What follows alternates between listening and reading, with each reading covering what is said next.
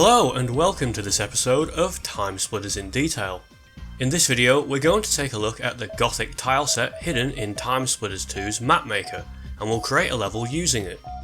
Now for those who have dived into the original TimeSplitters, you might remember that game had a Gothic tileset option, and it was similar in theme to the castle level in that game. TimeSplitters 2 was originally going to feature its own Gothic tileset. In fact, there's even a music track for it which can be used in the game, and official strategy guides even make mention of it in the mapmaker section. From what I know, the reasons for it not being included in the final game is because it was never properly finished, with some glitchy tiles or just visual bugs. So in order to access it, I need to set the game to use a tileset. Now it can't be accessed in the regular menu, so I'll have to manually set that menu to use tileset 4, which is the Gothic set. As you can see, the Gothic tileset has loaded successfully and we can preview all the tiles. You'll notice they all seem relatively complete with interesting details.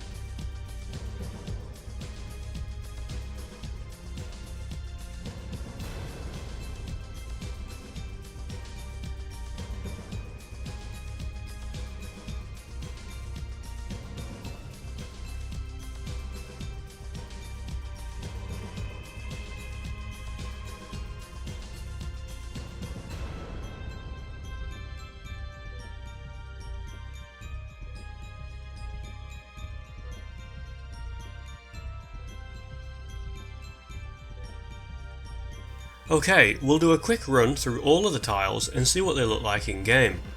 Now due to memory restrictions, I can't actually place one of every tile down. Strangely enough, in TimeSplitters 1, I was able to easily place down one of each tile. I assume the memory limitations may be due to story mode logic and some other new features TimeSplitters 2 brought to the mapmaker.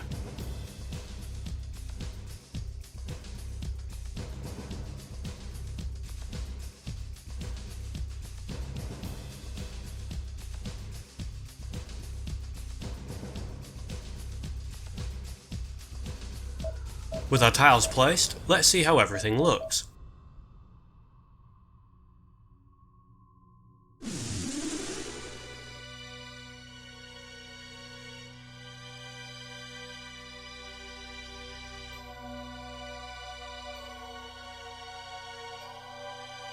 Immediately, you can see this set is going for a much different style than the previous game. It would have worked really well for darker horror themed maps.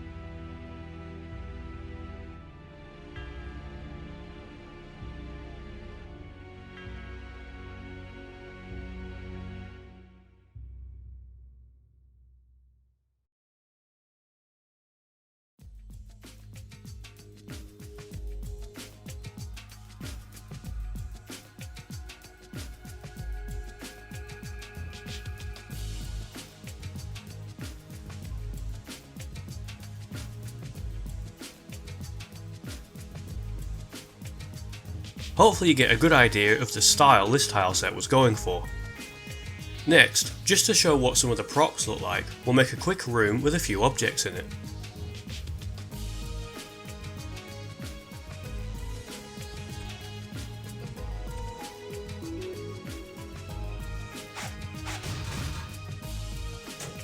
You can see that this tileset has its own crates and switches. The doors and windows look to be a bit simple though, and there seems to be a lighting issue with them. Still, everything works nicely.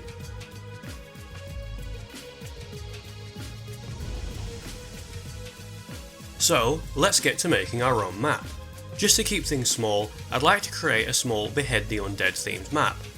I had the idea that you're in an old rundown monastery, overrun with zombies, and you've been forced to use the bricks falling down from the building to defend yourself. I'll likely make some larger maps using the Gothic set in the future, but for now I'd like to do something a bit quicker for demonstration purposes.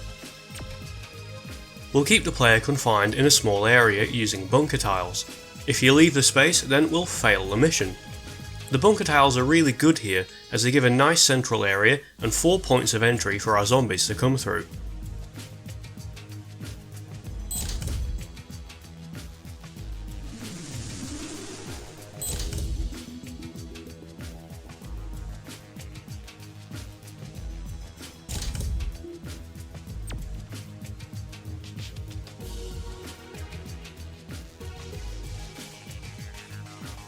Now, you're normally limited to just 20 respawns from enemies, but in this case we'll manually edit the game to allow for as many as we like.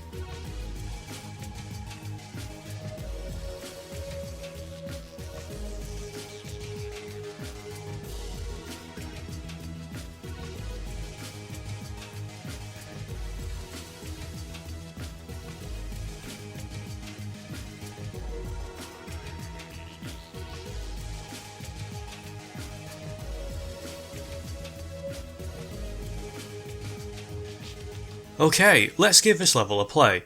Obviously, we're pretty limited to what we can do in Map Maker, so this is more of a quick concept. I do feel throwing bricks to behead zombies is pretty in line with the TimeSplitters games, so let's get to it. Whilst I'm giving this map a playthrough, I thought it'd be worthwhile to mention a few things about the TimeSplitters in Detail videos. Whilst working on this episode, I did live stream some of the process on Twitch, and I'll occasionally do the same whilst working on other episodes. So if you're interested in watching me test things out and would like to chat as I do it, then feel free to watch me on Twitch. Now, something that I've been asked a few times is, am I going to look at Future Perfect or do any episodes on that game? And the answer is yes. I've actually done a lot of research into that game, and I have a lot of interesting tricks working in it. I have live streamed a few times where I've just been messing around with the game and debugging it, so to speak. Content for Future Perfect will definitely happen at some point.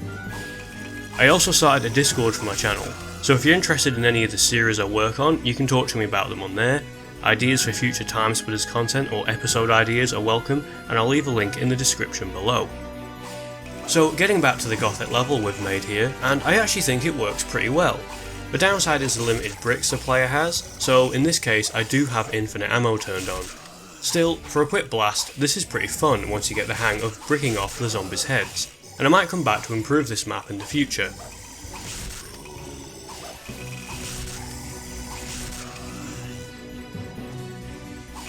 I did also make a deathmatch level as well, so we can take a look at how that would play.